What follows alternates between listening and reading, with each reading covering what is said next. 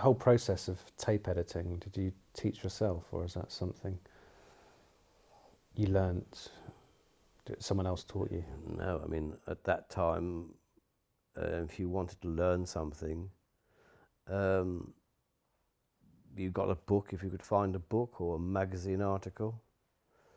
I used to avidly read Studio Sound magazine, and they'd have hints and tips on editing.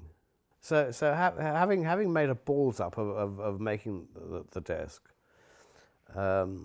Maurice Levy decided to go to a friend of his who ran Advision, who are still going, incidentally, and a bloke called Guy Whetstone designed and built a mixer. There's a picture of it on the website. And we ran that for, I don't know, a couple of years. But then Maurice and Jakes wanted to get into multi-track recording. And Guy Whetstone's desk was only stereo. Jakes and Maurice asked me to design a desk, not build it, but design a desk. And so I sort of laid out the facilities we would need for multi-track.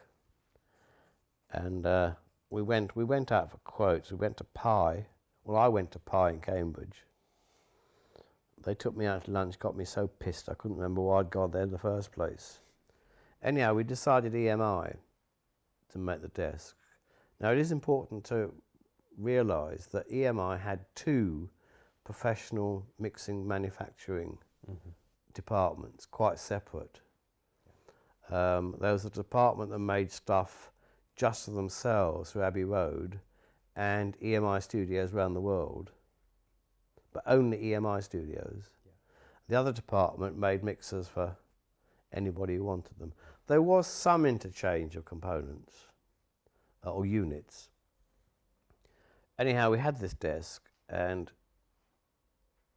our first session was a big band session. Absolute disaster. The brass distorted like F***K. And we had EMI down there. They came with their test gear, and they said nothing wrong with the desk. Now, in the end, we discovered it was because of the curved roof in the studio.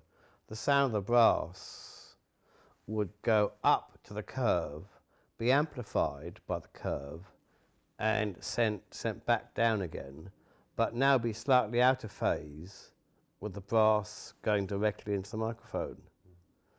So I solved that by putting the brass section in the stairs around the elevator, which caused a lot of amusement. Although, just recently I've been reading several articles about American studios where they had similar problems, and they'd put the brass out in the corridor or the hall or something.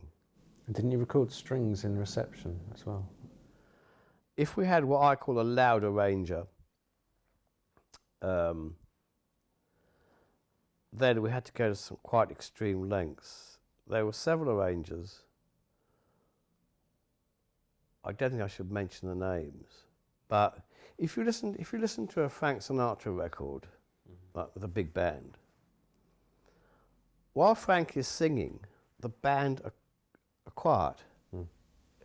Because Frank Sinatra was all live, he sung live with the orchestra. Yes. But, you know, and also Nat King Cole, all that generation. And then in between, when they stopped singing, then the band could come in, you know, the drummer could kill his drum kit, and the brass could come in. But English arrangers didn't understand that. So you'd have quite a soft, like a love song. And there'd be all this F***K brass, all going down the vocal mic. Yeah. And you couldn't do anything with it. So what I used to do then was I used to have the band in the studio and the strings in the reception area, because the reception was soundproof. Subsequent to that, what you did is you'd make the recording without the strings and then you'd overdub the strings. But of course we only had 3 tracks, so we didn't have any tracks available for overdubbing.